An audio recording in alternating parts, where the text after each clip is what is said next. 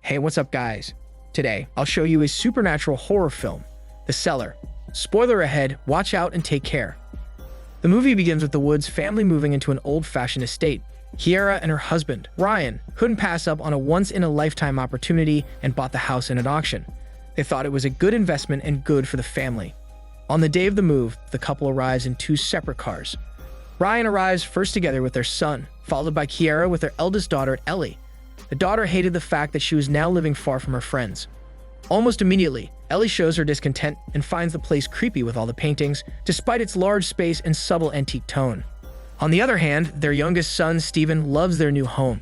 The young boy is optimistic about the move and finds their large new house appealing. Later, the father, Brian, continues to show them around the house, hoping to get a favorable response from his daughter. Instead, Ellie is curious about the door that leads to the cellar. She proceeds to check it out together with her family, but there's nothing in it. It's just an empty and dusty cellar, or so they thought. On the way out, the cellar door suddenly closes, leaving Ellie locked in. Ryan tries the door knob, but for some reason, it won't open. The teenage girl starts freaking out when she looks back and feels a presence. On the other side of the door, Kiara sees an old key by the door frame and instructs her husband to use it. Fortunately, it was the right key, and as soon as the door opens, Ellie marches out and goes immediately to her room. Later, Kiara goes to Ella's room and asks her to watch over her younger brother for the night, since both parents will be at the office to prepare an important presentation for the next day. That evening, Ella's on the phone with some boy, when out of nowhere, Steven scares her using a goat skull. Ellie goes after her younger brother and tries to get him asleep, but she wasn't the boss of the two, and Steven refuses to listen.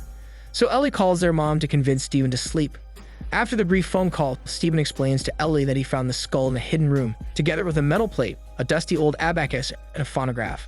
Curious, Ellie manages to play the old record, and hears a voice of a man spouting some sort of mathematical equation. Soon after, it starts counting. Ellie then turns off the antique record player and orders her younger brother to bed. Later that night, the power goes out. Ellie then calls her mother, informing her of the situation. Kiara instructs Ellie to check the breaker by the cellar and see if there's anything wrong with it. At first, Ellie hesitates to proceed, but after Kiara helps her distract herself by counting each step on the way down, she makes it to 10. Kiara smiles proudly at her daughter's small act of bravery and is about to give her further instructions, but Ellie continues counting. By the time the couple arrive home from work, Ellie can no longer be found. They try looking everywhere and even contact the local police. Brian shares to the authorities that Ellie had run away from home before, and it might be the same case. The following morning, a group of volunteers helps the Woods family search for Ellie in the nearby forest, hoping to find any clue to the missing teenager's whereabouts. After hours of searching, they find nothing. Kiara doesn't believe her daughter ran away from home, but it was the only logical explanation because Ellie was upset with the move and didn't like the changes. Kiara spends the day putting up missing posters of Ellie around the town and completely forgets to get Steven from school. After fetching her son, they immediately head to the police station to meet up with the investigator. The man in charge of the missing case discloses that they've searched everywhere but couldn't find any lead. They even checked Ella's social media account and found out that she was harassed and bullied severely. This comes as a great shock for Kiara, since her daughter didn't mention anything to her before. Nonetheless, Kiara still doesn't believe that her daughter ran away. She believes something happened in that cellar, she just doesn't know what. After arriving home, Kiara notices the words "solve et coagula" embedded above the entrance, and she searches for what it meant through the internet. Kiara later finds out that the phrase "solve et coagula" means to dissolve and coagulate. Basically, it's a process used in ancient alchemy.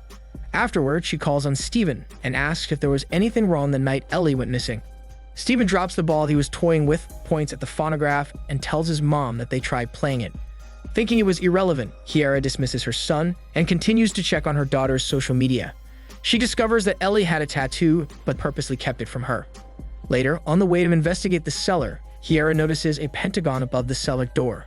She then heads down the stairs and uses the ultraviolet rays to find any traces and clues that might come to light. First, she discovers some Roman numerals embedded in each step, and then the mysterious mathematical equation on the cellar floor. But when Kiara uses the UV lights to illuminate the cellar wall, she's shocked to see several screaming-like faces. Subsequently, Kiara reports her discovery to the police, and the police immediately go to their house to check the bizarre painting. It turns out it is an old plant-based painting from the 50s. When the investigator asks about the house's history, the couple doesn't have any idea, except for the fact that an elderly lady sold the house to pay for a nursing home. In the middle of the night, Kiara wakes up when her son comes into their room, saying that he wets the bed. After changing the sheets and tucking the young boy to bed, Kiara begins hearing Ella's voice counting, echoing throughout the dimly lit house. Once again, Kiara ends up in the cellar. As she unknowingly sends the ball down the stairs, the counting stops, but the ball falls, as if the stairs were longer than it looks. She then turns on the lights, but can't find any traces of the ball. When the sun rises, Brian finds his wife staring at the symbols above the doors. Kiara then begins to hypothesize that the symbols are clues and has something to do with Ellie's disappearance. But Brian thinks that it was completely irrelevant, believing that it's just the desperation and stress that caused Kiara to do all the crazy talk. Later that day, Kiara calls the agent who sold them the house, trying to find out anything about the previous owner. The agent discloses that he only knows the previous owner is a daughter of a famous scholar. Aside from that, no names, no addresses of her. Afterward, Kiara takes pictures of the symbols and sends them to her secretary to see if she can get any information out of them. Kiara leaves the meeting with Brian and bolts out of the office, but her secretary catches up and informs her that the symbols are Hebrew glyphs, and if arranged in a certain order, they spell out the word Leviathan, whose origins come from Jewish mythology. After picking up Steven from school, Kiara does a quick search about Leviathan and then begins playing the phonograph. Meanwhile, in the game room, Steven has no clue that the abacus starts moving by itself in the background, and the not-so-secret door opens. As the phonograph starts counting, Steven unconsciously starts counting with it and begins to slowly approach the door. Kiara hears her son counting along and runs over to him to ask why he was doing it. Steven simply replies that he has no idea. After the short confrontation, Kiara notices a name on the large portrait painting and searches for it on the internet. It turns out it's the actual owner, a renowned physicist who disappeared a few decades ago. While she reads the article, the cellar door opens, as if an entity emerges from the abyss of the basement to continue the haunting. A few seconds later, the power goes out and Kiara instantly looks for her son. She hears Steven's voice from behind the cellar door and tries to get it open. But like a few incidents before that, it is locked. But this time, the key is nowhere to be found. She tries to comfort Steven and peeps through the keyhole. She takes a step back immediately when she sees a goat-like eye, but Steven then emerges from the back, clearly puzzled. In a sudden change of wind, the door opens and the lights go back on. She then goes inside to check on the cellar. Without warning, the door closes. Kiara urges Steven to hurry up as she feels something ominous. Luckily, Brian arrives just in time and gets the door open. Later that night, Kiara informs Brian that her phone had disappeared after the incident earlier. Not only that, she finds out that the previous family who owned the house all disappeared except for their daughter, the very elderly lady who stole the house to them. The next day, Kiara visits the National College of Mathematics and asks for help from a savant professor who recently acquired his genius after an accident.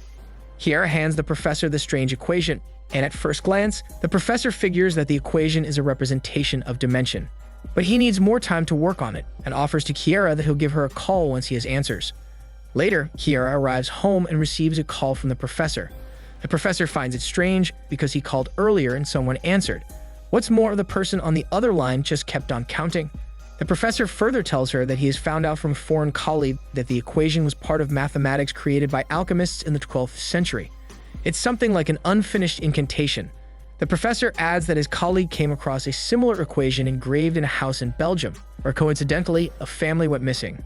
The new information urges Kiara to show Brian her findings, but her husband is not up to it. For him, it's delusional and wishful thinking. Meanwhile, the record starts playing, and Steven sees a silhouette of Ellie appear on the playroom door. The young boy shouts for his parents, and immediately they rush to the playroom and find Ella's phone. On a different occasion, the agent calls Kiara after finding out some information about the previous owner, who is currently in a nursing home. Kiara then drives to the nursing home address to meet up, hoping to figure out the whereabouts of Ellie and the secrets of the house. The previous house owner hesitates to speak at first, but after Kiara explains her situation, the elderly lady vaguely shares that her father resorted to some evil power intended to cure his brother's disease when science couldn't help, but he happened to unleash the evil. From what the old lady said, they know that it's not just the cellar that's possessed by the evil spirit, it's the whole house. Back at the estate, Brian somehow gets to know the symbols on the door form a pentagram. It's a reverse star, a symbol always associated with an evil goat-like creature called Baphomet. He then shows it to his wife as soon as she arrives, and explains that Baphomet is some sort of demon, a gatekeeper of hell. The couple manages to connect the dots with all the symbols associated. With the hand gesture and the words Salvet Coagula, it all makes sense that the whole house was designed to summon evil to the mundane plane, and the words Salvet Coagula might be the key to the hell dimension. Brian starts to believe his wife's theory, and the symbols are related to their daughter's disappearance. At the same time, Steven's drone stops working. He is about to pick it up when suddenly it revs back to life and goes into the cellar. Steven starts counting down as he heads down the stairs when Kiara starts playing the phonograph in the other room. He makes it down to 10 at the bottom of the cellar and picks up the drone. Unbeknownst to him, the ancient being, Baphomet, emerges from the shadows instantly. All of a sudden, the power goes out and simultaneously Steven screams. The couple rushes to help their son, but as soon as they arrive at the cellar, they only find the drone. Brian checks upstairs while Kiara covers the ground floor. With no sign of their son, the couple almost loses hope when suddenly, a ball rolls down from the stairs and they hear someone counting. They immediately check it out, only to find Steven there who's very pale. With the young boy's temperature rising, Brian rushes out of the room to fetch some water. Kiara, on the other hand, tries to remove her son's shirt, but finds Baphomet's insignia tattooed on his chest. Abruptly, Steven happily tells his mom that he remembers riding a beast with 7 heads and 10 horns. Then he starts counting again. Kiara freaks out and looks for Brian for help, but she's shocked to see her husband coming along with their son. As the countdown reaches 1, the cellar door opens and a strong gust of wind blows on Kiara's face. Soon after, she hears something going up the cellar stairs. Straight away, Kiara hides in the nearest room. But as she stands up, the devil Baphomet tries to grab the screaming Kiara. Luckily, she makes it out of the room and into the cellar. She heads down the stairs, but as she lights up the way, it is more than 10 steps deep. And at the end of the stairs, there's a door. With Baphomet closing in, she had no choice but to run down the steps and hide behind the doors. The ungodly creature walks past her, and Kiara takes the opportunity to walk in the opposite direction. She hears some whispers and decides to follow the origin, only to discover hundreds of thousands of ash-covered people, mindlessly in line and counting to infinity. Apparently, these people are trapped in the hell dimension and forced to count until the day of reckoning. She tries desperately to look for her daughter. She is about to give up when she sees her daughter's ankle tattoo. Immediately, she pulls her daughter back to the house, losing the flashlight in the process. By the time they reach their place, the lights are on, and Kiara goes on to lock the cellar door. But Baphomet is banging on the door, trying to get out. The brave mother then tries to defy all odds by shouting at the devil. And just like that, the banging stops. For the first time in days, the family reunites, and everything is seemingly normal again. Kiara hugs her daughter tight. After Brian comes back with Steven, Kiara urges the whole family to hurry up and leave the house. But on the way out, she sees the very same flashlight she lost earlier. When Kiara opens the door, she discovers the seemingly endless stairs in front of the house, indicating that they are still in the hell dimension. The 3 of them start counting again, and soon after, Kiara joins them and continues the count, hoping that they can open the hell gates someday. This is Daniel CC Movie Channel. Stay safe and enjoy your day.